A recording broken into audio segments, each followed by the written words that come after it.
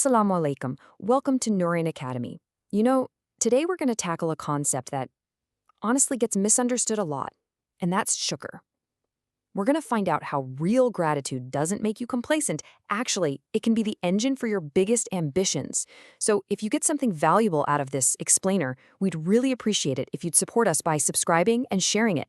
Think of it as a sadaqah. All right, let's just jump right in. There's this idea out there. You've probably heard it a million times, right? It's this piece of, I guess you'd call it cultural wisdom, that says gratitude and ambition just don't mix, that they're basically enemies. I mean, you hear it constantly, right? If you're grateful, you'll lose your hunger. The idea is if you get too comfortable, too thankful for what you've got, then poof, your drive just disappears. The fear is that gratitude makes you soft, it makes you satisfied, and it just kills that fire you need to grow and succeed. But here's the thing. That's a huge misunderstanding, especially when you look at it from an Islamic point of view. Islam has never, ever taught us to be complacent. Not at all. What it teaches is shukr. And shukr, well, it's not just some passive feeling of, oh, thanks. No, it's an active, powerful kind of gratitude. The kind that actually sparks growth. So to really get this, we have to kind of shift our whole perspective on what gratitude even is. Let's dig into how shukr takes that simple feeling and turns it into this deep sense of responsibility. And this is where the big difference lies. You see, our culture often tells us that gratitude means just settling for what you have. But Islam, it frames shukr as a huge responsibility. It's a total mindset shift. It's not about just being happy with your blessings. It's about being responsible for them. Think about it like this. The second you truly recognize a blessing, whether it's your health, your mind, your resources, whatever it is, you're suddenly given this sacred duty, an obligation to use that gift well, to honor it, and to protect it. So, what's the bottom line here? Shukr doesn't hit the brakes on your ambition, not at all. Instead, it gives it a steering wheel. It gives it a compass. It takes all that drive and points it away from things that don't matter and aims it towards something with real purpose, something higher. Okay, so what is this act of gratitude? I mean, what does it actually look like day to day? Well, shukr is really built on 3 clear, actionable pillars. Let's start with a solid definition. Shukr is the active appreciation of a blessing. And that word active is everything. It's not just a fleeting thought. It's something you do, and it happens in 3 stages. First, you acknowledge the blessing. Then, you use it honorably. And finally, you grow it to serve others. So here are those 3 pillars, nice and simple.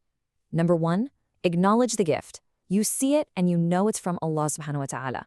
Number 2, honor it with effort. This means you don't let it go to waste. You really apply yourself. And number 3, grow it through service. You use that blessing to help other people. And that's what completes the whole cycle of gratitude. Let's try a simple analogy to make this crystal clear. Because, it's one thing to talk about these ideas, but it's another thing to see what they actually look like in practice. That's where it really clicks. So imagine 2 people, and they both receive the exact same tool. A really high-quality one. It doesn't matter what it is. It could be a fancy pen, a powerful computer, maybe even a special talent. The point is, they both start with the same potential. Now, the first person, they look at it and say, wow, thank you. This is an amazing tool. They admire it, they feel grateful, and then they put it on a shelf to look nice. But the second person, they also say thank you, but then they immediately get to work. They use that tool every single day. They get better with it. They build things. They create real value for themselves and for everyone around them. And that right there is the heart of it all. See, both of them felt thankful, but only one of them actually proved it. Only one of them demonstrated shukr. Their gratitude wasn't just a feeling in their heart. It was an action.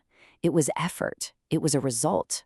And that's the huge difference between just saying thanks and living a life of shukr. So when this active kind of gratitude becomes your default mindset, it changes more than just your mood. It fundamentally changes how you move through the world.